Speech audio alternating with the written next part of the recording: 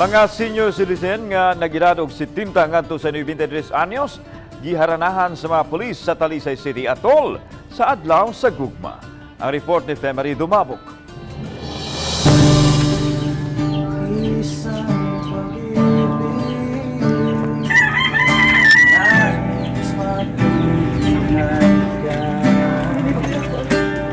Usa sa giharanahan kining 92 anyos nga lola kinsa niangkon sa mga pulis nga nibati siya og dakong kalipay nga dunay nidalit kaniya og awit.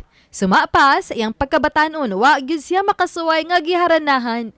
Susama usab nining gibati sa uban pang mga senior citizen sa barangay Tapol ug sa Maghaway, bukirang barangay sa Talisay City.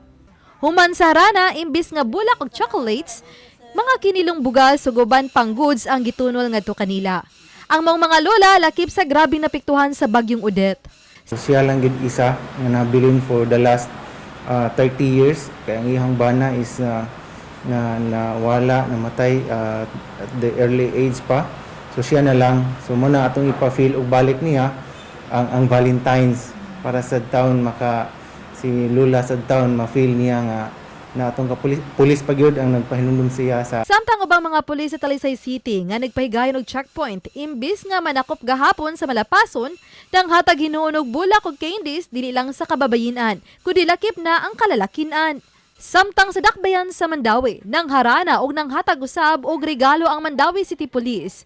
Lain-laing mga beneficiaries ang ilang giadto aron modalit og sorpresa sa mga residenteng labing nanginahanglan sama sa buwak, food packs ug tubig. Makapanghatag kita nga na mga kuan relief goods, flowers, pagbisita nga to sa mga namatian katong sa bagyong Odette, no.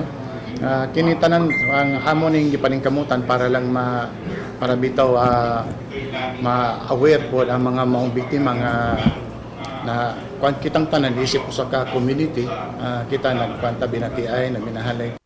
Uban ni June Solon, ako si Femery Dumabok. Balitang Bisdak.